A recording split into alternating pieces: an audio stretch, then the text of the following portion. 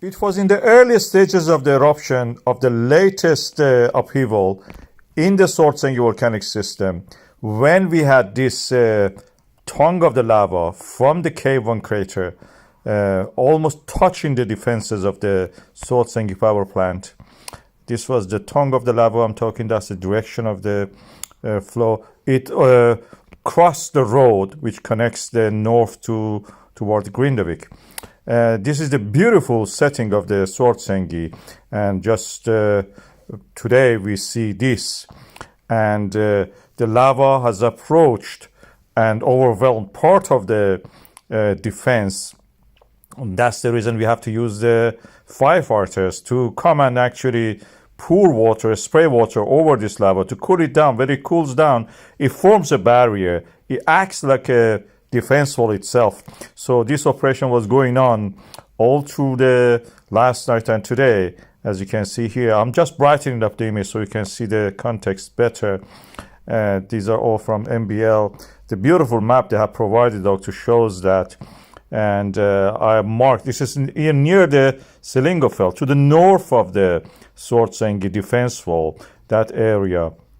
This is where we had this experience of cooling down the lava in the past. I have a video about it. I'll put it here for you. This is one of my most popular videos, I think. As the world knows, Grindavik, the port town in the Iceland's Reykjanes Peninsula, is in danger because of an imminent eruption may cut through the town and reach the sea. There are potential other ways also, but that depends where the eruption happens. We have the storms of earthquake, and a seal is formed under the Grindavik up to the Svartsengi power plant. We are trying to save the power plant, but not yet the town itself. This is not something new. Heimaey Island in Iceland in 1973 was in the similar situation. We had a volcano eruption there.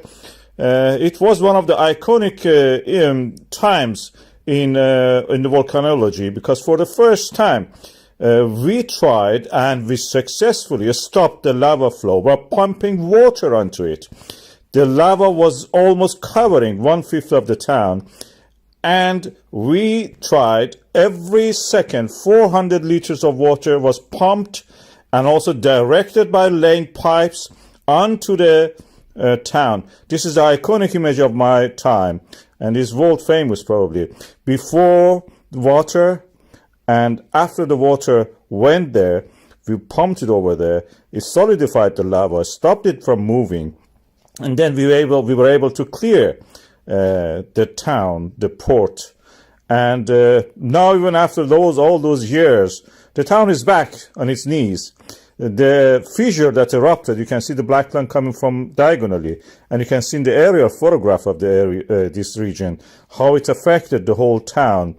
This is very similar to what we have in the Grindavik today, and it is quite possible that we will successfully can stop this lava flow by pumping water. We need very big, powerful pumps.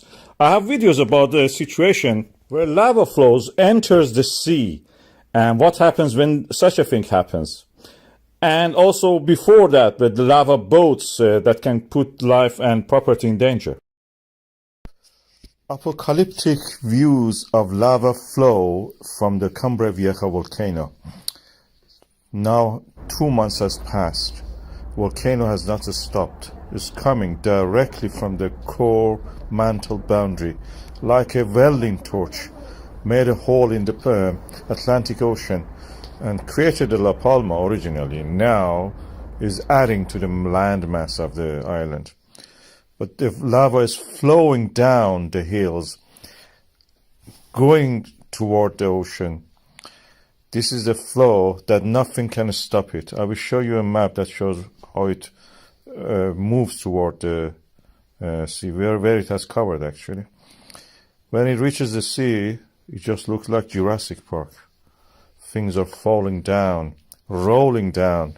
The seawater waves are coming toward the headland created by these lava flows. Any moment you may see a dinosaur coming out of there, or King Kong. And that is how it looks. This is a 3D model we have created, and it shows the lava flow where it ended up on the sea. The older ones, you can see that they are created layered lava as cliffs that we see. It's an apocalyptic view.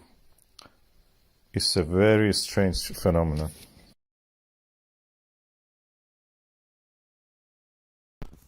What is a lava boat? This is a phenomenon we see when we have a volcanism, and the lava which is flowing is very viscous and it can flow easy, and because on the way it faces boulders and rocks from either the native or previous eruptions of itself, even its own solidified lava, it can keep them floating on top of it.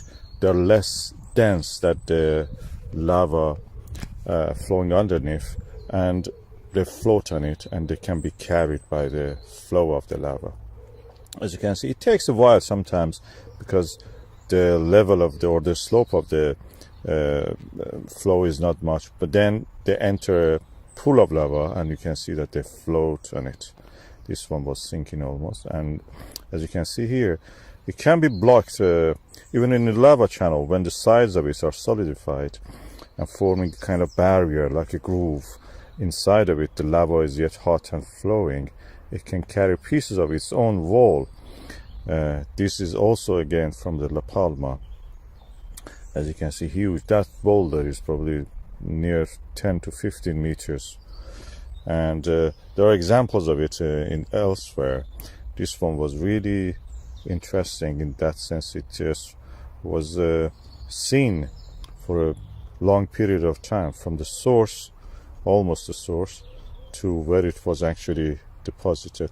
Eventually they will be stopped, they get stuck somewhere, they stay there, and as they are in contact with the lava, they're all the time cooling it down, solid, in contact with the hot liquid.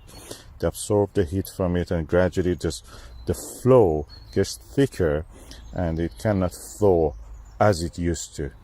So this viscosity will increase and makes the lava to solidify. In that sense, it will form a kind of like an island, and any flow can flow around it. This is from the La Palma, as you can see, the eruption 2022, and this is flowing very rapidly and carrying the raft with it. These are rafts or lava boat carried by the flow of the lava. As you can see here, it's quite quite deep actually, probably 5-6 meters deep, and the sides are solidified as you saw. So it can be carried a long distance if it is like that, the volume is too high.